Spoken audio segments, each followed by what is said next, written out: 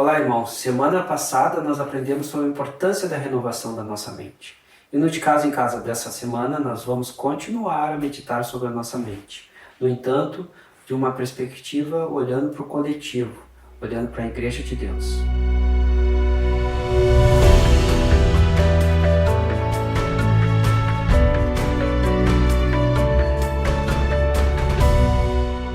Quando Paulo começa o versículo 3 de Romanos 12, ele nos faz um alerta e que também nos põe uma condição para os versículos que vão se seguir. Ele fala assim, cada um dentre vós que não pense de si mesmo além do que convém. Antes pense com moderação, segundo a medida de fé que Deus repartiu a cada um. E essa moderação, Eduardo, o que significa? E que medida de fé é essa no ponto de vista prático que Deus está falando para nós? A moderação significa permanecer na exata medida, e essa medida é conforme a fé. Aplicando isso de uma forma prática.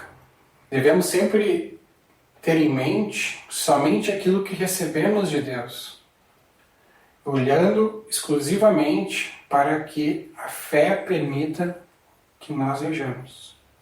Se fizermos isso, teremos a possibilidade de perceber em nós aquilo que vem do Senhor e não algo que vem de nós mesmos.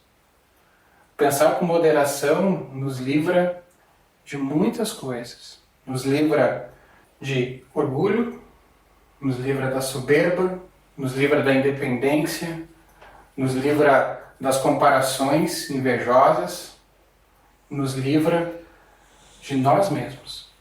Permanecer na exata medida. Isso é moderação. Amém. E também nos abre um leque para que a gente possa também servir o corpo de Cristo com essa revelação. Ainda sobre moderação, eu penso que a palavra equilíbrio também, né, é importante porque assim como tem irmãos que podem pensar além do que convém, tem também alguns de nós que podem pensar aquém do que convém. Isso é uma palavra para nós também. Existem irmãos que não se sentem úteis, não se sentem capazes de edificar no corpo de Cristo e não conseguem enxergar os dons que Deus tem dado. Altair, quando a gente olha a visão de Deus da igreja, pensando nessa renovação da mente, olhando para o coletivo, existe espaço para todos nós, existe respaldo bíblico nisso, né? Sim, há vários dons, né, o Senhor nos deu, e há um só Espírito. Ali em 1 Coríntios 12 ele nos fala, ora, os dons são diversos, mas o Espírito é o mesmo. E também há diversidade nos serviços, mas o Senhor é o mesmo. E há diversidade nas realizações, mas o mesmo Deus é quem opera tudo em todos. Glória a Deus. O Altair tem um dom de misericórdia, tem um dom de evangelista, tem ido nos presídios para pregar o evangelho. Agora, se ele não sai da sua casa para ir até os encarcerados, esse dom não tem serventinho para o Senhor. Então, é importante quando a gente recebe por fé, na medida certa, com esse equilíbrio, ter um empenho, né, Gustavo? Verdade. A palavra é bem clara, enfatiza o quanto os dons têm que ser colocados em prática para crescimento da igreja, dos irmãos. Os dons não podem ficar escondidos, inclusive para quem ainda não teve a revelação de quais os seus dons, tem que ir atrás, tem que orar, pedindo para que Deus revele e principalmente servindo a igreja. Não tem como a gente ter os nossos dons revelados escondido em casa, guardado.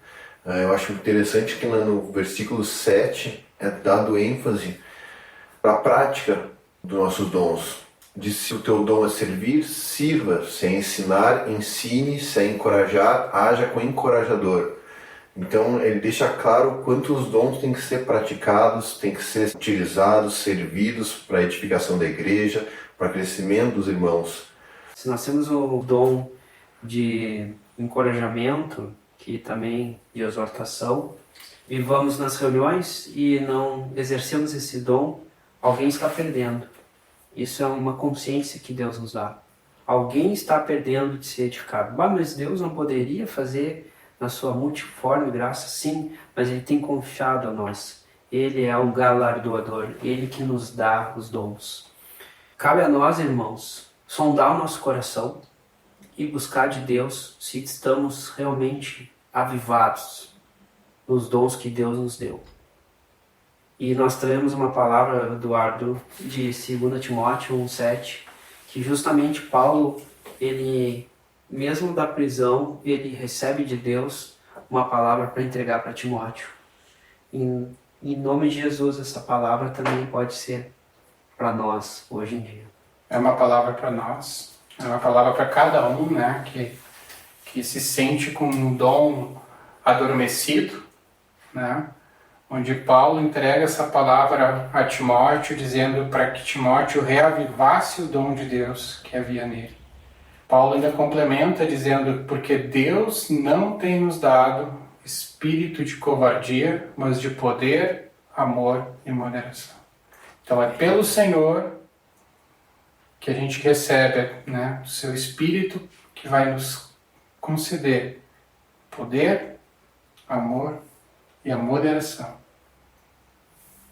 Amém? Amém. Amém. Glória a Deus, né, irmãos? Vamos nos animar mutuamente a sermos membros ativos do corpo de Cristo. Aleluia. Amém. Queridos, fiquem na paz do Senhor e que Deus fale com cada um de vocês. Assim como falou com nós nesse momento aqui, tão precioso, Deus continue falando com vocês. E nós somos gratos porque existem vários homens dons, mulheres, jovens que têm exercido na medida exata, têm edificado a nossa vida. Mas se eventualmente tem alguns entre nós com esses dons adormecidos, nós temos fé que Deus vai dar um avivamento na vida de cada um de vocês. Glória a Deus. Até mais. Tchau.